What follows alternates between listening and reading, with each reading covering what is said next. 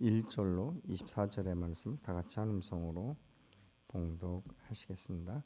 여호와여, 내가 주께 피하오니 내가 영원히 수치를 당하게 하지 마소서. 주의 의로 나를 건지시며 나를 풀어주시며 주의 귀를 내게 기울이사 나를 구원하소서. 주는 내가 항상 피하여 숨을 바위 되소서. 주께서 나를 구원하라 명하셨으니 이는 주께서 나의 반석이시여 나의 요새이심이니이다. 나의 하나님이여, 나를 악인의 손 곧 불의한 자와 흉악한 자의 장중에서 피하게 하소서. 주 여호와여, 주는 나의 소망이시여 내가 어릴 때부터 신뢰한 이시라. 내가 모태에서부터 주를 의지하였으며 나의 어머니의 배에서부터 주께서 나를 택하셨나오니 나는 항상 주를 찬송하리이다. 나는 무리에게 이상한 징조같이 되었사오나 주는 나의 견고한 피난처시오니 주를 찬송함과 주께 영광 돌림이 종일토록 내 입에 가득하리이다. 늙을 때에 나를 버리지 마시며 내 힘이 쇠약할 때에 나를 떠나지 마소서. 내 원수들이 내게 대하여 말하며 내 영혼을 엿보는 자들이 서로 꾀하여 이르기를 하나님이 그를 버리셨은즉 따라잡으라. 건질 자가 없다 하오니 하나님여, 나를 멀리하지 마소서. 나의 하나님이여, 속히 나를 도우소서. 내 영혼을 대적하는 자들이 수치와 멸망을 당하게 하시며 나를 모해하려 하는 자들에게 육과 수욕이 덮이게 하소서. 나는 항상 소망을 품고 주를 더욱 찬송하리이다. 내가 측량할 수 없는 주의 공의와 구원을 내 입으로 종일 전하리이다. 내가 주 여호와의 능하신 행적을 가지고 오겠사오며 주의 공의만 전하겠나이다. 하나님이여, 나를 어려서부터 교훈하셨으므로 내가 지금까지 주의 기이한 일들을 전하였나이다. 하나님이여, 내가 늙어 백발이 될 때에도 나를 버리지 마시며 내가 주의 힘을 후대에 전하고 주의 능력을 장래의 모든 사람에게 전하기까지 나를 버리지 마소서. 하나님이여, 주의 의가 또한 지극히 높으시니이다.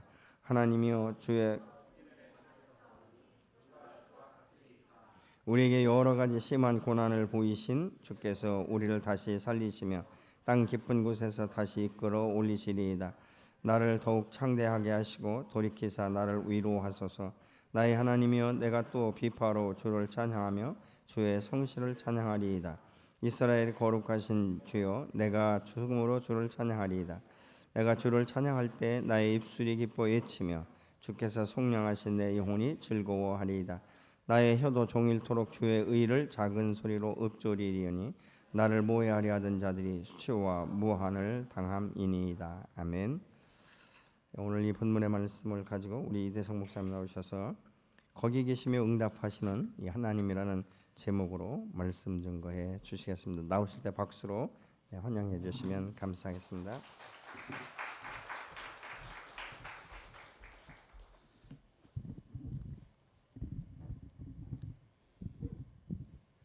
기도의 둘째 날 오늘 말씀을 이렇게 증거할 수 있어서 감사합니다.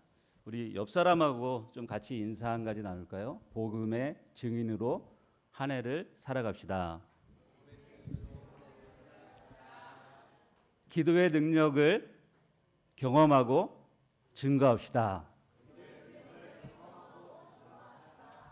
아멘. 예. 시편 71편 1절에서 24절 전체를 이렇게 같이 낭독을 했는데요.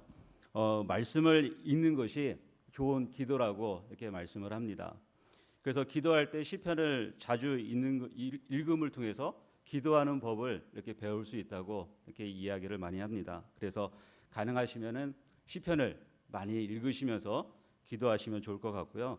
갑자기 말씀을 시편 71편으로 잡은 것도 갑자기 책을 보면서 시편 71편의 그 말씀들이 상당히 도전이 되었고 또 그 도전된 말씀들을 함께 나누고 싶었습니다.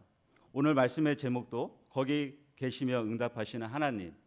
이 책도 서점에 나가시면은 책 제목으로 크게 있는 제목입니다. 그래서 제목이 멋있어서 그런데 이 본문하고 잘 일치해서 거기 계시며 응답하시는 하나님. 어디 계실까요? 우리와 항상 함께 계시며 응답하시는 하나님. 위대한 설교자인 찰스 스펄전이 설교의 황태자라는 그런 칭호를 얻습니다. 그런데 그 스펄전 목사님의 배후에는 기도의 지원군들이 항상 있었습니다. 그는 기도하지 않고 성공했다면 성공한 그것 때문에 망한다고 이렇게 말을 했고요. 또 마른 눈을 가지고는 천국에 들어가지 못한다. 이렇게 고백을 했습니다. 마른 눈을 가지고는 천국에 들어가지 못한다. 설교만 잘한 것뿐만 아니라 기도가 그의 삶이었고 그의 전부였습니다. 그래서 그 기도 속에서 나오는 깊은 영성으로 정말로 말씀을 탁월하게 증거하였고 많은 사람들에게 큰 도전과 위로와 치유와 많은 것들을 얹어 주었습니다. 성경에서도 다양한 인물들이 많이 있지만 시편의 기자들을 보면은 시편 전체가 기도의 삶이었고 기도의 고백이었고 탄식이었고 애원이었습니다. 오늘 본문인 시편 71편도 탄식 시이자 보호를 간구하는 다윗의 기도 시입니다. 시편 71편을 자세히 보시면은 다윗이 나이가 들어서 이제는 백발이 성성한 그 마무리하는 인생의 마무리하는 과정 가운데 기록한 기도의 내용입니다.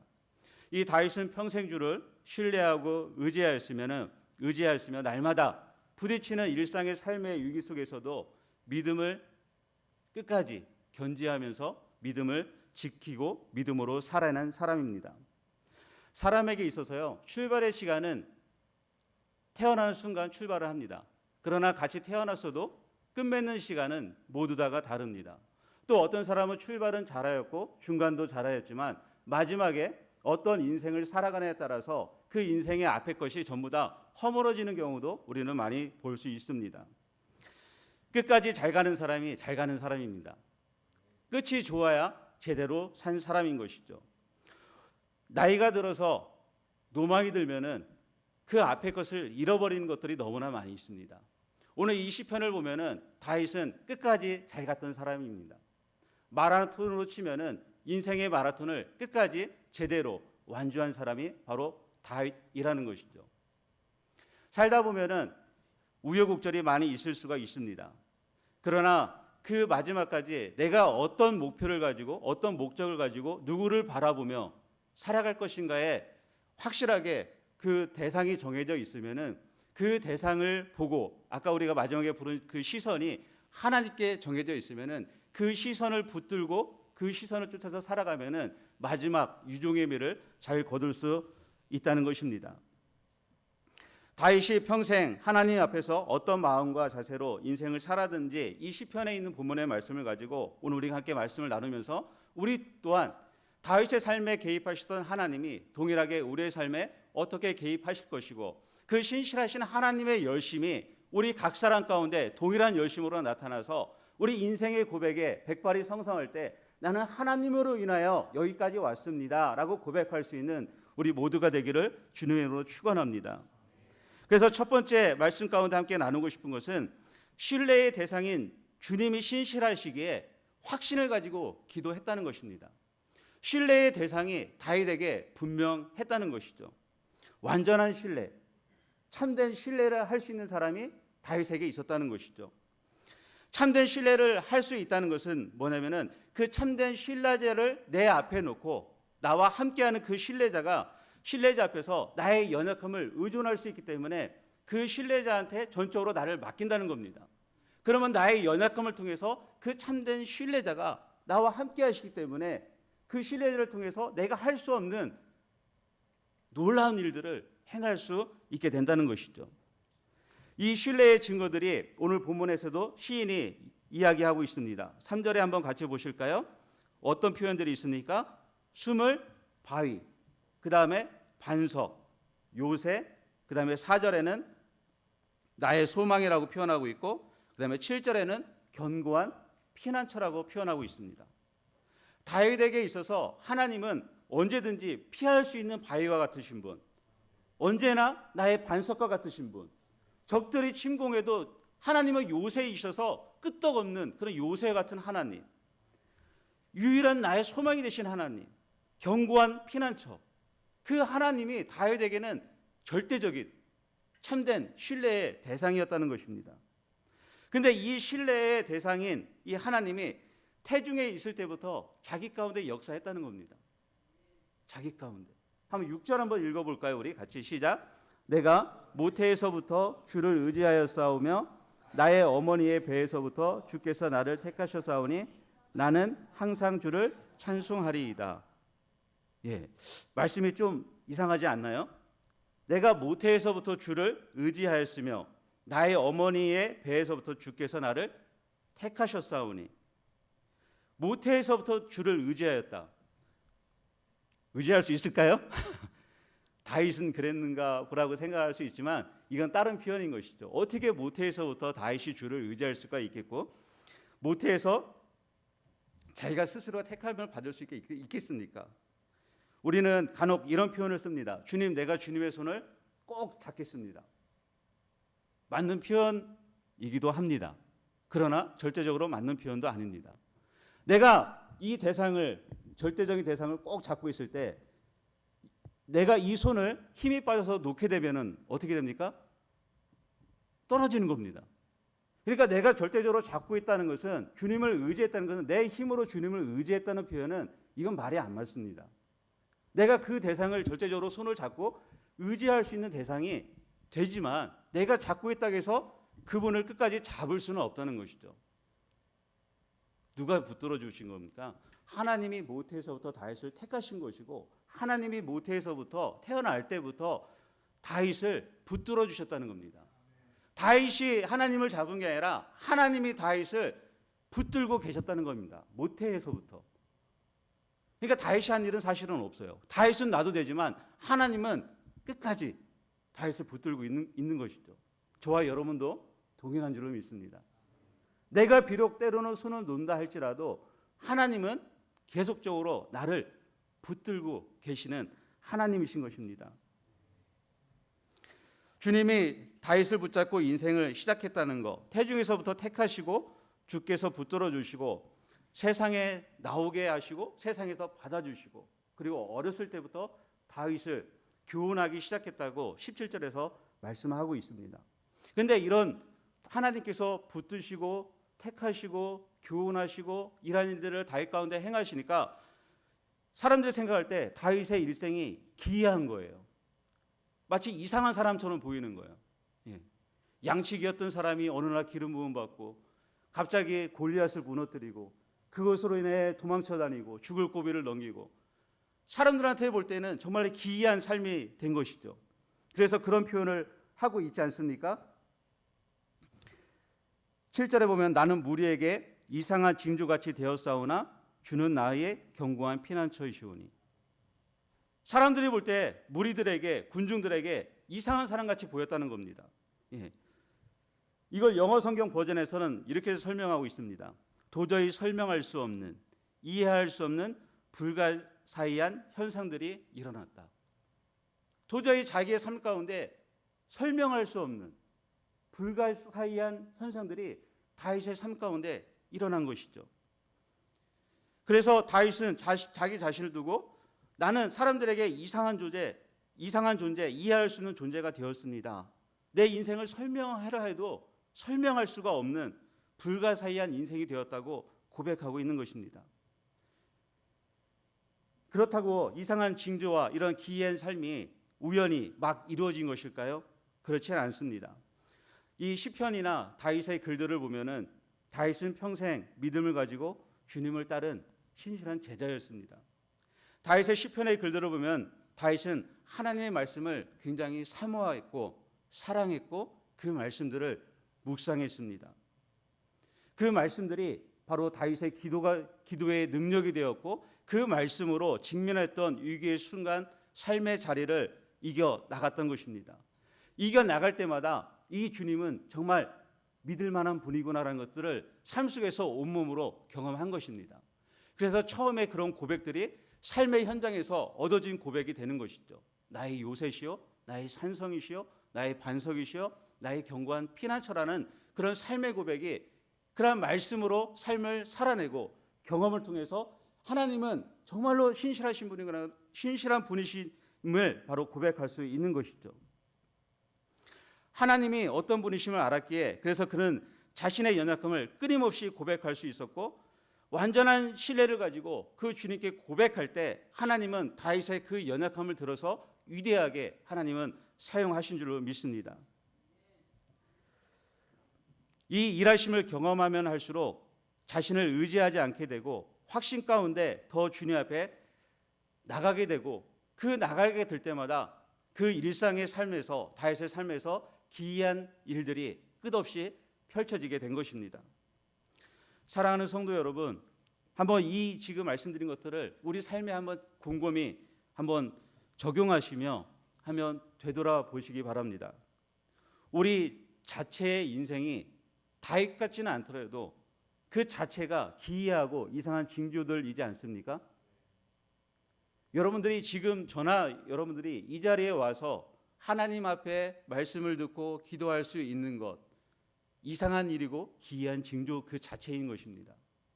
그건 내 힘으로 할 수 있는 것도 아니고 내 능력도 아니고 나의 연약함을 하나님께 고백하고 하나님을 붙들고 살았더니 지금 여기에 있는 것입니다.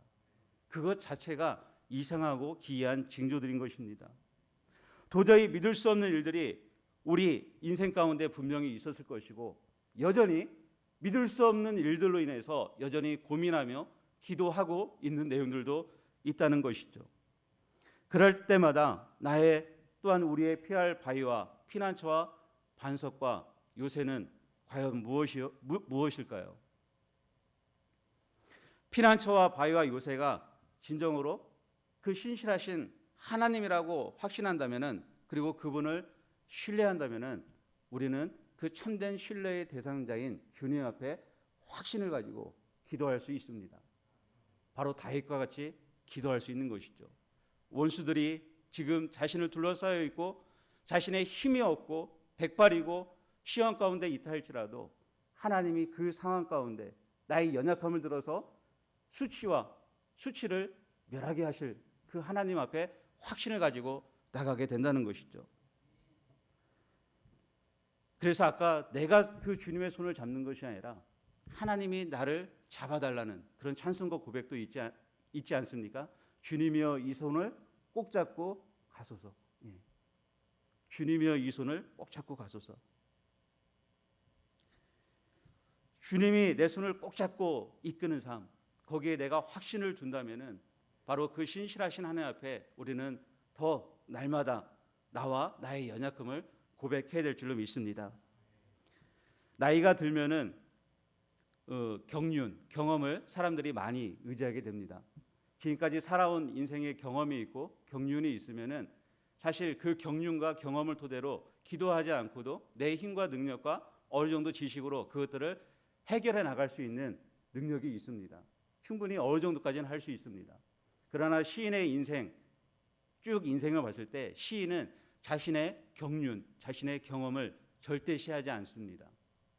항상 자신은 주님 앞에, 주님만이 절대적인 신뢰의 대상자이기 때문에 자신의 연약함을, 비록 그때는 자신의 힘으로 하나님 능력으로 이렇게 할 때 할지라도 그 경험은 거기서 끝나는 것이고 새롭게 주어지는 주님과의 연합을 통해서 새 일들을, 새로운 경험을 해나간 것이 노년의 삶이었던 것입니다. 저와 여러분도 그런 고백을 했으면 좋겠습니다. 어제는 어제의 경험이고 오늘은 새롭게 나의 경험이 아닌 주님이 주시는, 주님과 연합함으로 얻어지는 새로운 경험을 통해서 주님께 영광 돌리는, 그래서 복음의 증인으로 살아갈 수 있는, 주님을 찬양하는 대로 살아갈 수 있는 저와 여러분이 되기를 주님의 이름으로 축원합니다. 아멘.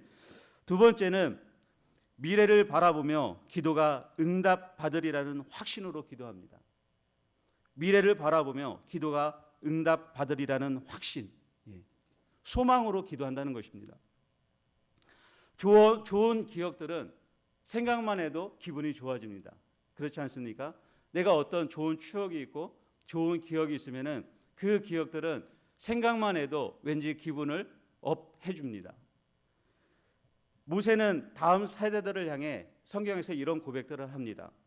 잊지 않도록 주의하라. 기억하라고 다음 세대들에게 말씀해서 항상 당부합니다. 잊지 말아라. 기억하라. 이 말을 많이 씁니다.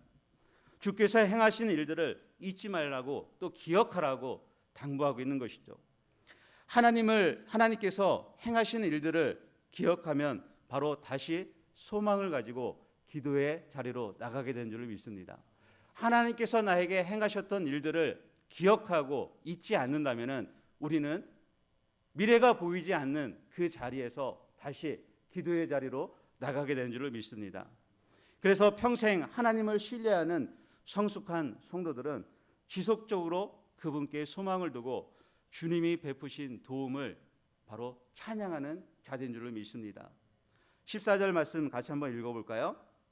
시작. 나는 항상 소망을 품고 주를 더욱더욱 찬송하리이다. 예, 아멘. 소망을 품고 항상 주를 더욱더욱 찬송하리이다.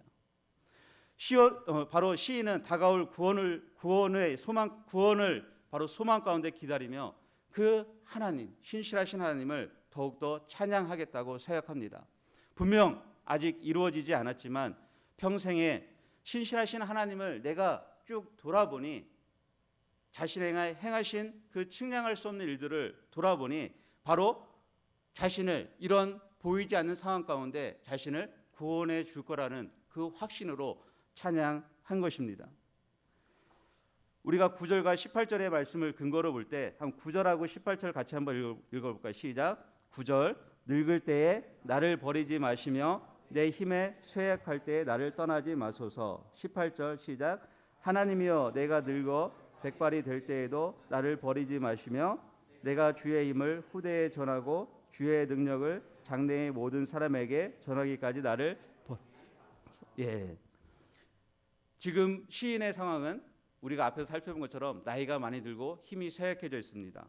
그런데 그 반대로 이런 시인의 상황을 보고 원수들은 어떤 표현을 쓰는지 10절과 11절 같이 한번 보겠습니다. 같이 한번 읽을게요. 시작. 내 원수들이 내게 대하여 말하며 내 영혼을 엿보는 자들이 서로 꾀하여 이르기를 하나님이 그를 버리셨은즉 따라잡으라 건질 자가 없다 하오니 이렇게 말하고 있습니다. 시인은 지금 나이가 많이 들었고 백발입니다. 근데 원수들이 볼 때 시인의 상황을 보니까 이 시인을 다윗을 원수들이 볼 때는 버리신 것 같아요. 하나님이 없는 것 같고 하나님이 부재 중인 것처럼 보여지기 때문에 원수들이 야 이제 우리가 따라잡아서 이 사람을 해하자. 이 사람을 해코지하자. 그렇게 지금 표현하고 있는 겁니다. 그러니까 이미 나이는 들었고 힘이 없는 다윗에게 의지할 것이 무엇입니까? 평생에 하나님에 대한 기억, 그 하나님이 어떻게 일하셨는지, 원수들 앞에서 하나님이 어떻게 행하셨는지 그 하나님께 소망을 두고 기도한 것입니다. 그래서 다윗은 단호하게 선포하며 나가는 것이죠. 20절에 뭐라고 선포하며 나가냐면 다시 살리시며 땅 깊은 곳에서 다시 이끌어 올리시리다. 스울에서 땅 깊은 곳에서 하나님이 건져내신다는 것이죠. 하나님의 개입이 없었다면 영원히 땅 깊은 곳에 묻힐 수밖에 없는 원수들에게 해함을 당할 수밖에 없는 자신이지만 하나님께 확신을 두고 나갈 때 하나님은 구원하실 뿐만 아니라 그 다윗을 더욱 창대하게 하시고 위로하실 것이라고 분명히 다윗은 고백하고 말씀하고 있습니다. 이처럼 우리 인생에서도 또 나이가 들었어도 위기의 때는 누구나 찾아오게 되어 있습니다. 우리 일상에서 뜻하지 않은 축복도 있습니다. 내가 전혀 기대하지 않았던 축복도 있습니다. 그러나 뜻하지 않은 고난과 위기도 동시에 찾아옵니다. 뜻하지 않은 축복도 있지만 뜻하지 않은 고난도 동시에 함께 찾아옵니다. 이럴 때 우리 주변 사람들은 간혹 이런 말을 합니다. 뜻하지 않은 고난, 갑작스러운 어떤 사고나 사건이 일어나면 이렇게 표현을 합니다. 바로 여기 나오는 10절과 11절에 있는 사람들처럼 너희 하나님은 어디 계시니? 너 예수 그렇게 믿더니 너 날마다 예배드리며 집안일은 신경도 안 쓰더니 너 기도만 하러 간다면서 라고 얘기한다는 것이죠. 너 그동안 신앙생활 해왔지 않니? 너 헌금 열심히 하지 않았니? 너 봉사하지 않았니? 라고 속삭입니다. 그런데 너 뜻하지 않은 사건이 일어났잖아. 너 뜻하지 않은 갑작스러운 고난이 왔잖아. 너 어떻게 할래? 너 힘들잖아. 너 어떻게 할래? 라고 원수들은 속삭인다는 것입니다. 그리고 그 사람을 철저하게 고립시키기 시작합니다. 사람들을 대면하기 싫어하게 하고 예배 자리에 나오지 못하게 하고 기도의 자리에 나오지 못하게 하고 공동체에서 떨어져 나가게 하고 자꾸 다른 곳에 시선을 돌리게 합니다. 이건 세상 사람들뿐만 아니라 그래서 요즘에 기사를 보면은 사람들이 많이 죽습니다. 갑작스럽게 죽고 갑작스럽게 세상을 등지는 경우가 많이 있습니다. 전부 다 보면은 고립되고 떨어져 있고 홀로 있고 외롭고 힘들기 때문에. 근데 이것은 하나님의 백성도 동일하다는 것이죠. 구원받은 성도들에게도 매일 평안한 건 아니잖아요. 어떤 때는 평안을 잃어버릴 때도 있고 두려움 가운데 거할 때도 있고 마음의 고통으로 남몰래 눈물을 흘리는 경우도 지금 이 순간도 충분히 있을 수 있습니다. 이런 경우 우리는 그런 사람을 세상 사람과 동일하게 원수와 동일하게 너 기도하면 되잖아라고 단순히 말하는 게 아니라 정말로 남몰래 그 아픔을 위로해 줄 수 있는 위로의 자리에서 함께 중보할 수 있는 자가 되어야 되는 줄 믿습니다. 물론 이럴 때 하나님과의 은혜가 그 사람 가운데 충만하면은 모든 것을 은혜로 해석합니다. 뜻하지 않은 고난을 만났을 때 이렇게 해석하죠. 아, 하나님이 내가 그동안 무엇인가 게을리 했으니까 이런 시련을 통해서 하나님이 나를 다시 일깨워 주시는구나. 그래서 내가 다시 하나님 앞에 나아가기를 원하시는구나라고 해석하기도 합니다. 그러나 하나님과의 관계가 지속되지 못하고 많이 분리됐거나 그 관계가 서먹서먹한 사람은 원망하기 시작합니다. 누구를 원망합니까? 환경을 원망하고 옆에 있는 사람을 원망하고 그러다가 그것이 조금 더 커지면은 내가 속한 공동체를 원망하기 시작하고 내가 속한 모임의 목자는 이런 것도 안 해라고 그다음부터 불평하고 거기서 좀 더 나가면은 목사님께 화살이 돌아옵니다. 도대체 목사님은 뭐 하는 거야? 라고 하기 시작합니다. 그리고 거기서 조금 더 나가면 이제 하나님 앞에 나갑니다. 믿어봤자 별 수 없어 라고 고백합니다. 그리고 때로는 등지고 떠나기도 합니다. 그래서 은혜의 자리에서 멀어지면은 세상 사람들이 취하는 방식과 별반 다르지 않다는 것이죠. 그러나 그때 믿음의 사람들은 바로 하나님 앞에 눈을 돌려야 된다고 바로 시인은 말씀하고 있는 것입니다. 그럴 때일수록 하나님 앞에 시선을 두라고 바로 말씀하고 있는 것입니다. 기도라는 것은요, 마음과 생각을 지키는 자리입니다. 기도는 단순히 내가 어떤 문제를 해결하기 위해서 하나님 앞에 부르짖는 자리일 뿐만 아니라 나의 마음과 생각을 지키는 자리가 기도의 자리인 것입니다. 나의 마음과 생각을 하나님의 말씀 앞에 묶어놓고 그 말씀 앞에 나를 굴복시키는 것이 기도의 자리인 줄 믿습니다. 거기서부터 다시 출발하는 겁니다. 그 말씀의 생명이 나에게 다시 돌아오기 시작한다면은 그 말씀의 생명이 나의 마음을 움직이고 나의 생각을 덮어서 나의 생각이 잘못된 세상으로 물들어지고 다른 것을 의지했던 그 생각을 돌이켜서 하나님을 바라보게 하게 하고 그 하나님을 통해서 일하게 하심을 고백하며 나가게 한다는 것입니다. 그리고 이미 그 하나님이 승리하셨다는 것들을 깨닫게 되어지고 아직 나의 기도 응답은 이루어지지 않았지만 그 하나님을 그때 이 시인과 같이 찬양할 수 있게 되는 것입니다. 하나님이 이미 승리하셨잖아요. 십자가에서 모든 것을 승리하셨잖아요. 하나님께서 모든 것을 승리케 그 아들 예수 그리스도를 이 땅에 보내주셨고 십자가에서 모든 것을 다 이루셨습니다. 그리고 예수 그리스도를 통해서 우리는 기도할 수 있도록 하나님께서 예배해 놓으셨습니다. 예수님의 이름으로 구하라고 말씀하셨습니다. 왜 그럴까요? 예수님의 이름으로 구하야만이 예수님이 영광을 받을 수 있기 때문에 예수님의 이름으로 기도해야 되는 것입니다. 우리가 기도하는 것은 우리가 기도해서 예수님이 이루어 주셔야만이 하나님께 영광을 받기 때문에 우리가 예수님의 이름으로 바로 기도하는 것입니다. 그래서 우리의 마음과 생각을 바로 잡을 수 있는 기도의 자리로 확신을 가지고 나오는 것이 바로 우리의 삶이 되어야 될 줄로 믿습니다. 은혜의 자리를 기억하고 소망을 가지고 주님을 신뢰하며 기도의 자리로 나가는 것입니다. 바로 소망을 다윗은 자기 자신에게 두지 않고 하나님께 두고 하나님의 은혜를 날마다 구했던 것처럼 우리 또한 바로 우리의 소망을 나 자신, 나의 환경, 내가 갖고 있는 어떤 다른 배경들에 두지 않고 하나님께 두시기를 주님으로 축원합니다. 마가복음 11장 24절에 그러므로 내가 너에게 말하노니 무엇이든지 기도하고 구하는 것은 받은 줄로 믿으라. 그리하면 그대로 되리라고 말씀하고 있습니다.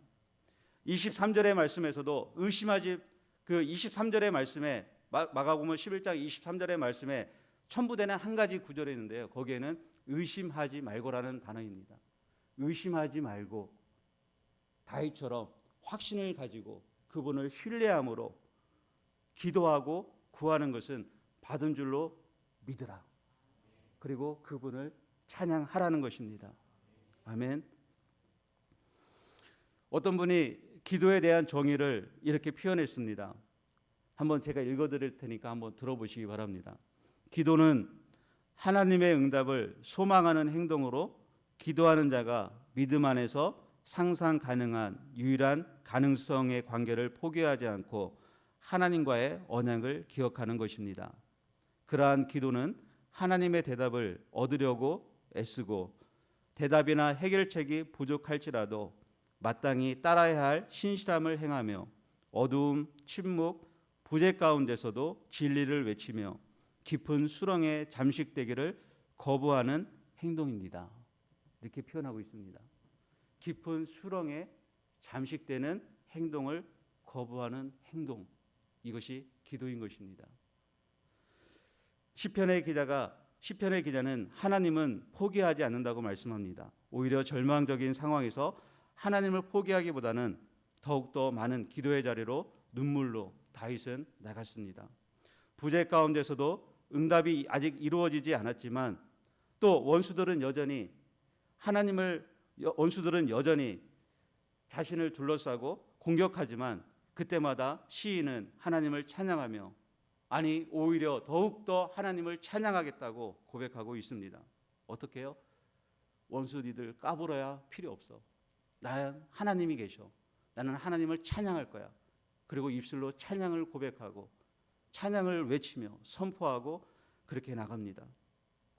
그럴 때마다 주의 측량할 수 없는 공의와 구원의 은혜를 수없이 경험했습니다.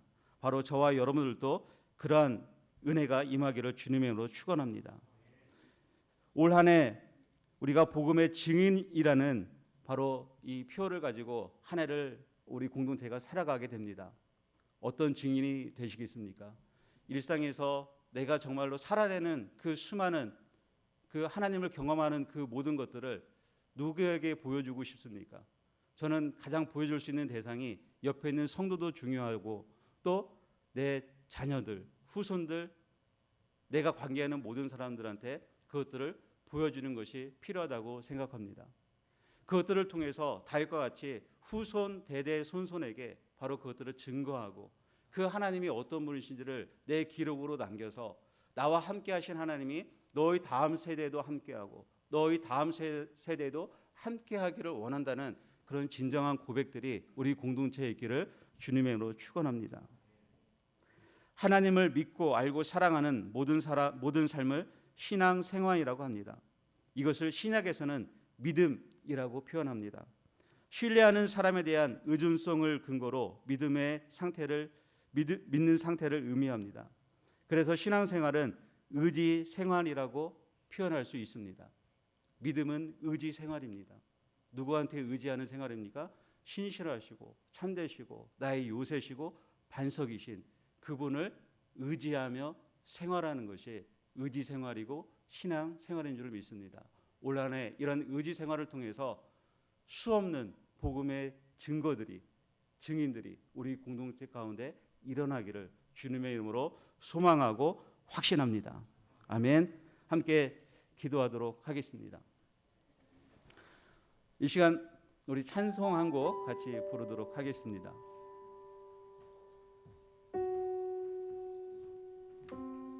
찬송 한 곡 부르고 같이 기도하도록 하겠습니다.